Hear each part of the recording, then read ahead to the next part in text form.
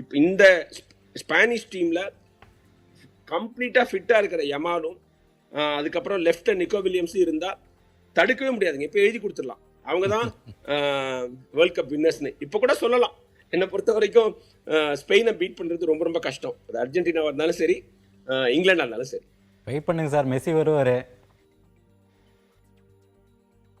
அவர் தாங்க, அதாவது ஒரு மேஜிக் தாங்க இந்த ஸ்பெயின் டீமை தோற்கடிக்க முடியும். அந்த மேஜிக் மெஸ்ஸி கிட்ட இருக்கு. அர்ஜென்டினா கிட்ட நம்ம ஏற்கனவே நம்ம புதிய தலைமுறை டிஜிட்டலில் நான் பேசியிருக்கிற மாதிரி அந்த டீம் ஸ்பிரிட், அந்த ஹங்கர், அது வந்து எக்ஸ்ட்ராடினரியா இருக்கு. அது வந்து மேபி ஸ்பெயினை தோற்கடிக்கலாம். ஆனால் டெக்னிக்கலா டாக்டிக்கலா இந்த ஸ்பெயினோட மோதிர அணி இந்த வேர்ல்டு கப்ல கிடையாதுங்க. அதுதான் உண்மை. பெரிய பெரிய ஜாம்பவான்களே சொல்லிட்டாங்க. ஆர்சன் வெங்கரா இருக்கட்டும், ராய் கீன், பேட்ரிக் வியரா, ஜிடான், எல்லாருக்குமே தெரிஞ்சிருச்சு பால்ல வச்சுக்கிட்டு ஸ்பெயின் ஆடுற ஆட்டத்துக்கு எதிராக எந்த அணியும் மோத முடியாது.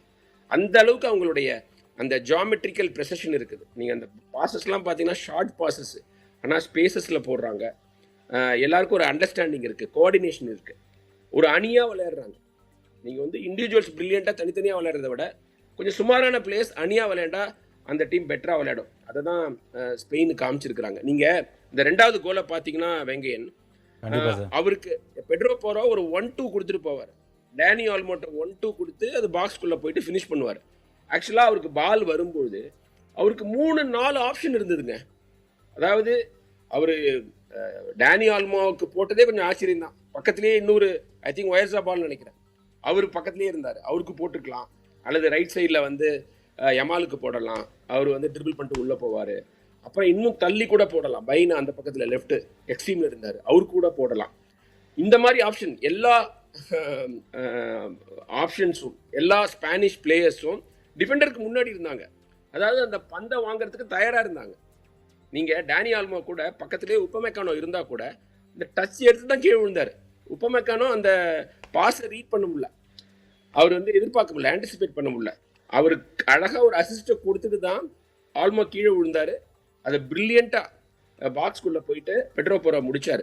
யாருமே ஃபேன்ஸ் முதற்கொண்டு யாருமே அதை வந்து பெட்ரோ போரோ முடிப்பார்னு எதிர்பார்த்துக்க மாட்டாங்க. ஒயசாபால் அடிப்பார் அல்லது வந்து ட்ரிபிள் பண்ணிட்டு வந்து யமால் அடிப்பார்னு நினச்சிருப்பாங்க. ஒரு ரைட் பேக்குக்கு அந்த 1-2 விளையாடி அவர் ஒரு சென்டர் ஃபார்வர்டு மாதிரி முடிச்சாருங்க. அதுதான் ஸ்பெயின். எதிர்பாருங்கள், யார் கோல் அடிப்பான்னு சொல்ல முடியாது. இவர் தான் அடிப்பான்னு அவரை மார்க் பண்ண முடியல. கண்டிப்பாக சார், ஸ்பெயின் வந்து டாப் கிளாஸாக விளையாண்டாங்க. இன்னொரு ரெக்கார்டு கூட எடுத்துகிட்டு வந்திருக்காங்க. அதாவது ஃபுட்பால் ஹிஸ்ட்ரியில் வந்து 100 ஆண்டில் ஒரு சீசனில் 6 மேட்ச்சில் க்ளீன் ஷீட்டாக இருந்திருக்காங்க. அதுக்கு வந்து நம்ம ஸ்பெயினோட கோல் கீப்பரை வந்து எவ்வளோ பாராட்டினாலும் தகும். இந்த ரெக்கார்டு எப்படி சார் பார்க்குறீங்க? Absolutely brilliant record. வந்து பெல்ஜியமுக்கு எதிராக ஒரு கோல் விட்டுறது தாங்க அவங்களுடைய ஒரே ஒரு கோல் கன்சீடட் இந்த என்டையர் வேர்ல்டு கப்பில். இப்போ வந்து 7 மேட்ச்சில் 6 மேட்ச் வந்து க்ளீன் ஷீட்டு. அதெல்லாம் சாதாரண விஷயம் கிடையாது. எல்லா அணிகளும் நிறையா கோல் அடிக்கிறாங்க, ஓப்பனாக இருக்குது. நீங்கள் வந்து கிளப் ஃபுட்பாலை விட இன்டர்நேஷ்னல் ஃபுட்பால் டாக்டிக்கலி இன்னும் கொஞ்சம் ஓப்பன். ஏன்னா வந்து ரெகுலராக ஒரே டீமில் விளையாட முடியறதில்ல, அதனால டிஃபென்ஸில் சில ஓட்டைகள்லாம் இருக்கும். ஆனால் ஸ்பெயினுக்கு அந்த மாதிரி பிரச்சனை இல்லை. அவங்க அந்த கிளப் யூனிட்டியை கிளப்புக்கு எப்படி விளையாடுவாங்களோ அதை கண்ட்ரிக்கும் கொண்டு வராங்க. ஏன்னா கிளப்பில் பார்சிலோனாவில் என்ன ஃபிலாசபியோ, என்ன டிக்கி டாக்கா ஃபுட்பாலோ அதுதான் கண்ட்ரியும் விளையாடுது. அதனால டிரான்சிஷன் ஈஸியாக இருக்குது. அந்த அவங்க அந்த டிஃபென்ஸ் லைனுக்குள்ளார கோஆர்டினேஷன் பிரில்லியண்ட்டாக இருக்குது. நீங்கள் எல்லா பிளேயரும் பார்சிலோனாக்கு விளையாடல. குக்குரேயா ஒரு டீமு, பெட்ரோ போரோ ஒரு டீமு, அவங்க எல்லாம் பிரீமியர் லீக்ல ஆடிட்டு இருந்தாங்க. அதுக்கப்புறம் லெப்போர்ட்டும் குபார்சியும் வேறு வேறு டீமுக்கு விளையாடுறாங்க. ஆனால் அவங்களுக்கு தெரியும் நேஷ்னல் டீமுடைய ஃபிலாசபி ஒரு எக்ஸ்டென்ஷன் ஆஃப் பார்சிலோனா ஃபிலாசபி. அதுக்கு அவங்க எல்லாரும் டியூன் ஆயிடுறாங்க. அப்புறம் உனாய் சிமான், ஒரு சில பேர் நினச்சிட்டு இருந்தாங்க டாவிட் ராயா ஆர்சனலோட கோல் கீப்பரை கூட ஃபர்ஸ்ட் லெவலில் இறக்கலாம். ஏன்னா அவருக்கு ஒரு பிரில்லியன்ட் சீசன், அவர் வந்து பிரீமியர் லீக் டைட்டில் அடிச்சிருக்கிறாரு, அட்டகாசமாக விளையாண்டார். ஆனால் கோச் வந்து உனாய் சிமனை நம்பினார். அவருடைய நம்பிக்கை அவர் வீணாக்கல. நீங்கள் வந்து 2014 வேர்ல்டு கப்பில் மேனுவல் நாயர் வந்து ஒரு ஸ்வீப்பர் கீப்பர் மாதிரி பாக்ஸை விட்டு வெளியில் வந்துலாம் பந்தை கிளியர் பண்ணார்.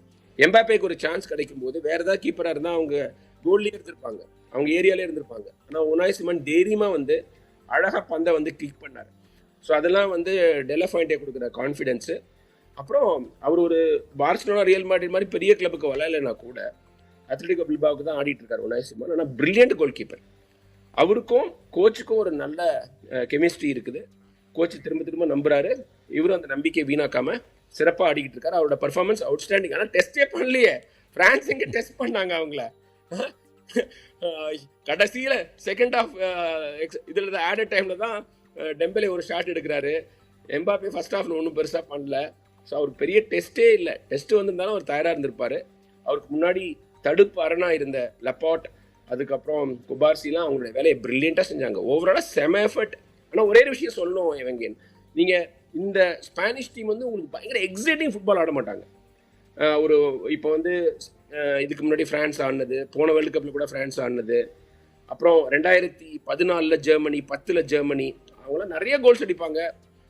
ஃபேன்ஸ்லாம் என்ஜாய் பண்ணலாம், ஃபுட்பால் தெரியாதவங்க கூட பார்த்து என்ஜாய் பண்ணலாம். அந்த மாதிரி ஒரு பிராண்ட் ஆஃப் ஃபுட்பால் ஸ்பெயின் விளையாட மாட்டாங்க.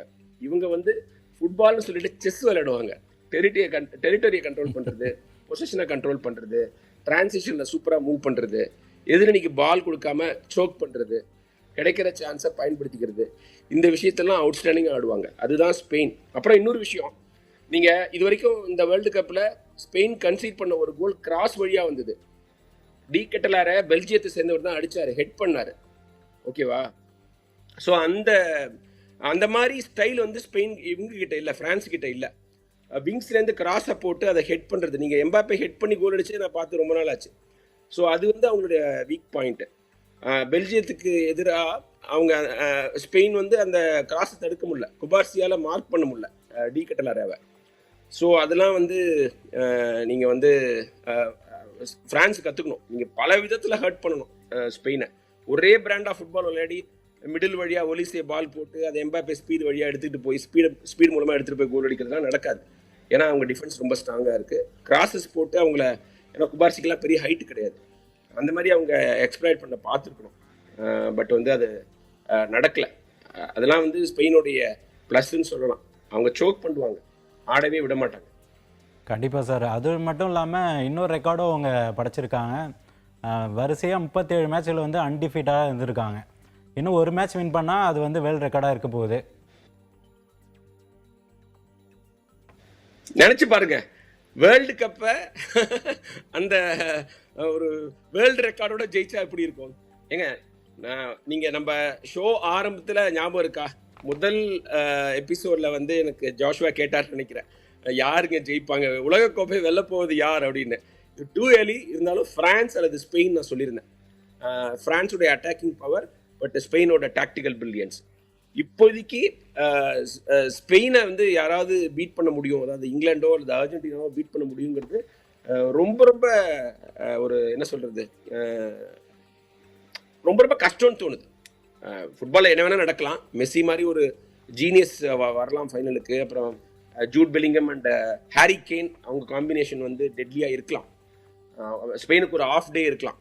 ஆனால் இப்போதைக்கு உள்ள ஃபார்மில், இப்போதைக்கு இருக்கிற கான்ஃபிடென்ஸில் நீங்கள் வந்து ஸ்பெயினை யாருமே அடிக்க முடியாதுன்னு தோணுது. எனக்கு வந்து அவங்களுடைய செகண்ட் வேர்ல்டு கப் வருது அப்படின்னு தான் நான் நினைக்கிறேன்.